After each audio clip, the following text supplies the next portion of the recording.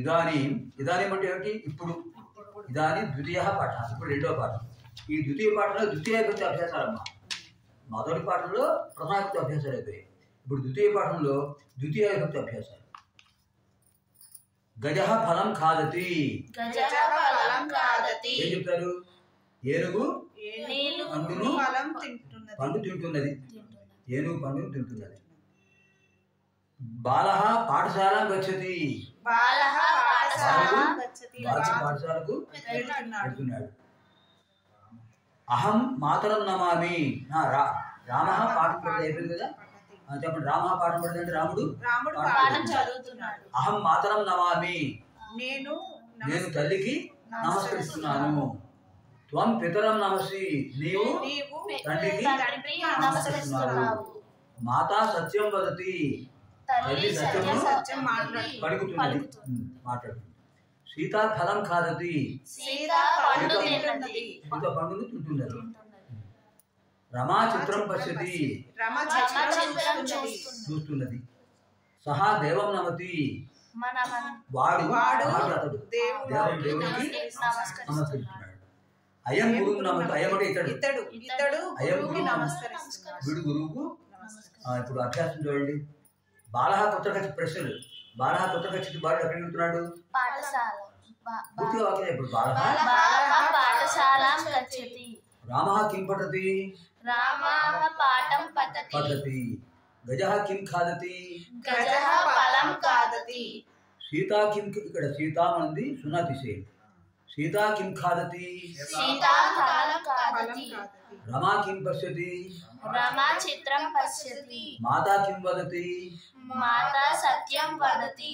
త్వం కా, ఇక్కడ ఈ ప్రశ్న చూడండి. ప్రశ్నలో త్వం వస్తే సమాధానంలో అహం రావాలమ్మా. ఇది వాట్ ఆర్ యూ డూయింగ్ అయినప్పుడు ఐఎమ్ డూయింగ్ అని చెప్పాలి కదా, మారుతుంది. అంతే అక్కడ ఉన్నదే చెప్పకూడదు. అక్కడ త్వం ఉంటే అహం చెప్పాలి, అక్కడ అహం ఉంటే త్వం రావాలి. నేను, నీవు, నీవు నేను, అలా. ఇప్పుడు త్వం కాం నమస్తే, నీవు ఎవరికి నమస్కరిస్తున్నావు? అంతే, అహం మాతరం నమామి. అహం కం నమామి, నమసి, పితరం నమసి. సహా కం నమతి, ఇక్కడ మారదు, సహా దేవం. అయం కం నమతి, గురుం నమతి. తగిన పదం వాక్యం పూరించము. రామ, ఇక్కడ 3 ఉన్నాయమ్మా. 3లో ఏదో సరైన పదం మీరు ఎన్నిక చేసుకుని చెప్పాలి.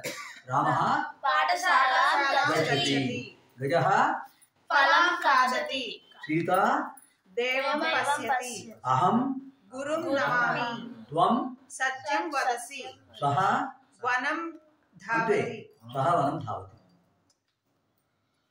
ఇప్పుడు తృతీయాభ్యాస. ఈ క్రింది ద్వితీయ విభక్తి రూపం పరిశీలింపము. శంభుం శంభు, శంభు, గురుం గురు, గురు. అలా చెప్పండి. విష్ణు చెప్పండి. విష్ణు, భాను, విధు, సాధు, వాయు, బంధు. ఇవన్నీ ఉకారాంతాలు. ఉకారాంత ద్వితీయ విభక్తి. ఇప్పుడు అలాగే అవికారాంత శబ్దం చూడండి. ఈ క్రింది ద్వితీయ విభక్తిలో పరిశీలించండి. ధాతారం, ధాతారౌ, ధాతృన్. సంస్థారం, సంస్థారౌ, సంస్థృన్. దీని ప్రకారం కర్త చెప్పండి. చేయువాడు, కర్త అంటే చేయువాడు. కర్తృన్, అంతే, కర్తృన్. ద్రష్ట అంటే చూచేవాడు, చూచేవాడు. ద్రష్టారం, ద్రష్టృన్. వక్త మాట్లాడేవాడు. వక్తారం, వక్తృన్. వందిత నమస్కారం చేసేవాడు. వందితారం, వందితృన్. గంత వెళ్ళేవాడు. గంతృన్. పఠిత, పఠితృన్. తర్వాత ఈ క్రింది వర్తమాన కారిక మధ్య పురుషుడు. ఇప్పుడు ఇంతకుముందు పాఠంలో ప్రథమ పురుషుడు ఇచ్చారు. ఇప్పుడు మధ్య పురుషుడు. నీవు, మీరు, మీ అందరూ. భవసి, భవతః, ధావసి, ధావతః. గచ్చ, నువ్వు చెప్పమ్మా. గచ్చసి, గచ్చతః. పఠ, నువ్వు చెప్పమ్మా. ఖాద, ఖాదసి, ఖాదతః. నువ్వు చెప్పండి. పశ్య, పశ్యతః. పశ్యతః అలాగే వద వదసి వదథ వదథః వదథః వదథః వదథ యోజనంలో విసర్గలు ఉంటాయి. నమ నమసి నమతః నమత చల చలసి చలతః చలత క్రీడ క్రీడసి క్రీడథ క్రీడథ క్రీడథః క్రీడతః వస వససి వసథః వసథ వసథ భ్రమ భ్రమసి భ్రమతః భ్రమతః రక్ష రక్షసి రక్షతః రక్షత హర హరసి హరతః హరత.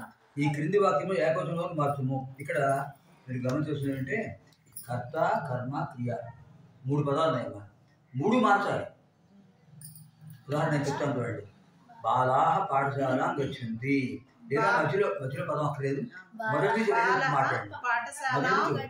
బాలాహ పాఠశాల గచ్చంతి. అర్థం కదా? ఇప్పుడు రెండో చెప్పండి. గజాహ ఫలాన్ని ఖాదంతి. గజః ఫలం ఖాదతి.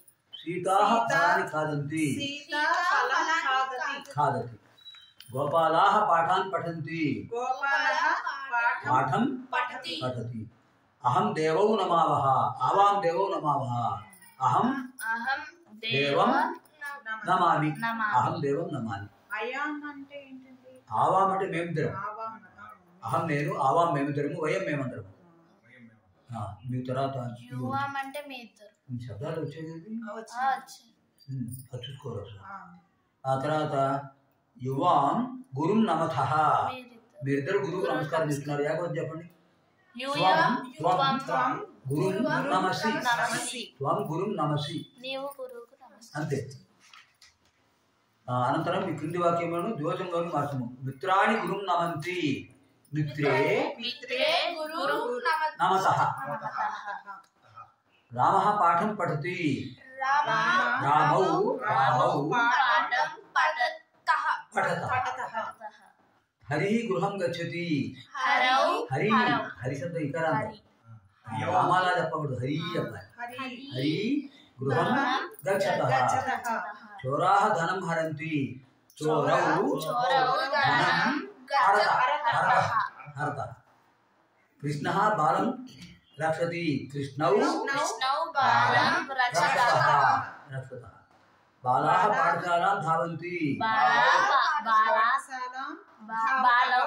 బాలాః బాలే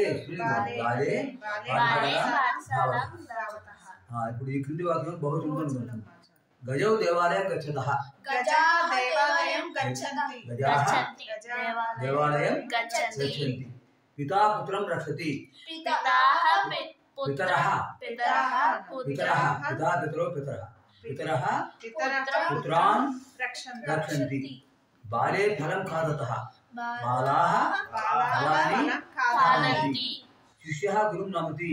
శిష్యాః గురుం నమంతి. బాలౌ పాఠం పఠతః. బాలాః పాఠాన్ పాఠాన్ పఠంతి.